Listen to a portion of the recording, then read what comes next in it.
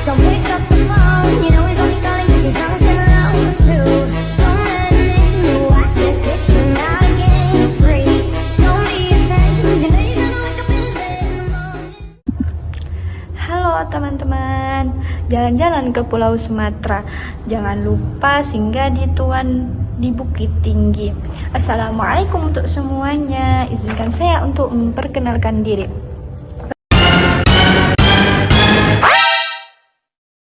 Perkenalkan, nama saya Isyatun Nikmah dari PAIC. Di sini saya akan menjelaskan tentang materi PAI.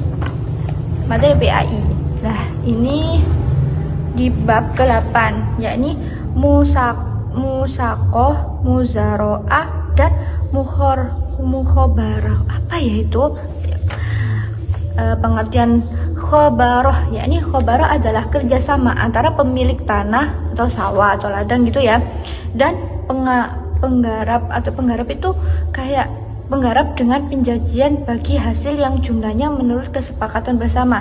Sementara benihnya dari pemilik tanah dan pemilik tanahnya wajib mengeluarkan zakat. Pada umumnya kerjasama khobarah ini dilakukan pada tanaman yang benihnya cukup mahal seperti cengkeh, polo, dan vanili gitu. Mungkin ini tuh kayak seperti aku punya lahan, kan aku nggak bisa ngelola, seperti aku nggak bisa tanaman gini. Jadi saya kasihkan yang bisa, bukan saya kasihkan, saya bekerja sama dengan seseorang gitu, dan soal itu yang menggarap itu yang menanam tersebut, tapi nanti kita akan membagikan penghasilan itu sama gitu.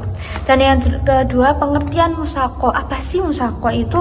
Musako adalah kerjasama antara pemilik kebun atau tanaman dengan pengelolaan atau penggarapan untuk memelihara atau merawat kebun atau tanaman, dan berjanji bagi hasil yang jumlahnya menurut kesepakatan bersama, dan itu disebut dalam akad.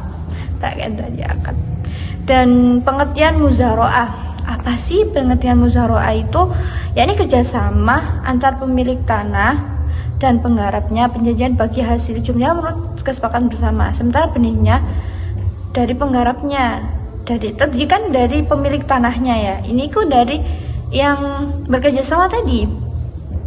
Nah, itu yang tadi itu wajib juga zakat. Pada umumnya kerjasama muzaroah ini dilakukan pada tanaman yang benihnya relatif murah seperti padi gitu.